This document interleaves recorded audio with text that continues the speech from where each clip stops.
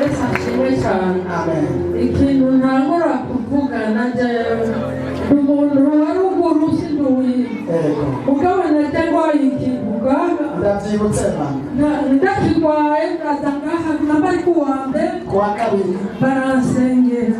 bansengeye hanyuma kiramera nk'ikiranganu mugomba nkagira akana kamaze gusengera ngaha niko kabinyumije kakanga uwo munyu kazanye ndakashyira mu mazi ndari icyo kintu nubwo kiriho nahora batavuye sinabyura mugabo ndibyura nkumva ko nibyuye mabi mugabo ikintu kikimbabaje ibintu bindi byaje kujugumiza amaboko birahera nkajugumira birahera umwanya mu kanya ubunyene bucabwenge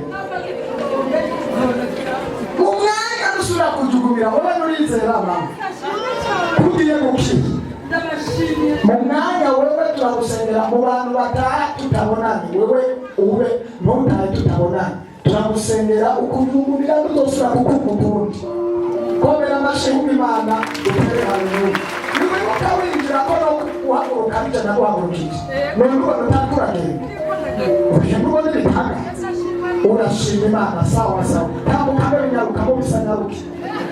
imana ishimwe ubona rero haleluya haleluya amen. Ndashima Imana kuba muri vacances yarataranze abamarayika barinzi aho narinzi nari bwaje kininiya mugabo ikirurika umuntu witwa Muhorakwerejori ashaka amavuta ndayisize nari maze imyaka ndwi ndota napfuye ndota bamamba rero bwa nyuma hirya y'ejo icyo nshima Imana cyane nuko yasubije ibihe byanje Imana yaratumye nsubira kurota muri iyo myaka sinabona nabi ndoza ariko ndasengera umuntu mbona arakize ndavuga nti Imana urakoze cyane imana ishimwe amen habiri nacyo muvuga uko kuwa kabiri haraje umwana ambye ati mu kibazo afite inkuru hama cyafata ukubuto baje kumugisha ndashira ko ndavuga nti izina rya Yesu ishuri rabonetse hama ngiye nanto babaje na kimwe hanyuma ndashika barayakira umwana ariga hamisha Imana hereza ko nuko kuva mbere repentance nta munsi haba mu Burundi cyangwa hanze y'igihugu runga message tumugisha amen ubwo message tumugisha izuba imana iguhugisha ikuze wibuka impamvu ziratumironka uwo mugisha ukuheza igwa utuzana mu nzu y'Imana Shalom shalom shalom Nshatse gushima Imana ku munsi wa gatatu yarenganishije urupfu naruka sinarukubaho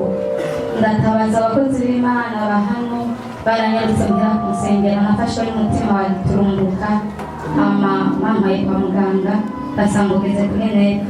ndababwira ati sishobora kwinjira ibitaro reka ntahe muhira ndagenda muhira mfata umunyu ndashyiramo dukeyi mazi ndanywa ibyo birangiye numva meze neza ku munsi w'ejo haca haza umumama ku munsi ku mugoroba aca arambwira ngo ndagusabye imbabazi babarira burya ibyakubaye ko kuwa gatatu n'ejo narabikoze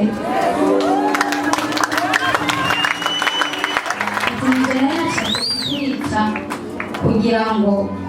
sinzasubire kukubona mu maso yanjye ukuri kurasenga mu ijoro tuza amahoro ukaduturira tugatangura kubura amahoro muri iyi site ariko aho hose ndamubwira ati ukuri numva amahoro y'Imana acambwira ngo ku munsi wa kabiri uze ndamuzanirwa aho nsengera ngo ujye akoresha bizanira umuriro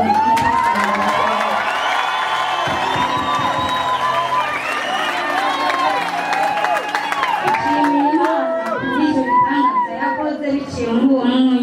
Imana yacu ihabwa icyubahiro muribuka ko nari nababwiye ko abatubwiye nabi bagiye kuza gusaba imbabazi biratanguye cyangwa ntabiraba baraza mu izina rya Yesu birafashije haleluya haleluya kandi mpagaze ngaha kugira nshimire Imana kubw'igitangaza yankoreye ku bahungu ibicishije mu iyerekwa ry'umukozi w'Imana kwa Mungu mu gitondo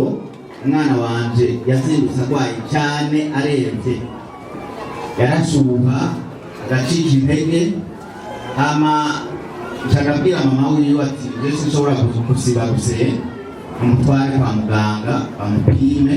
arabishoboye ubarwaye mugabo ndanibuka ko hari hakuye mfise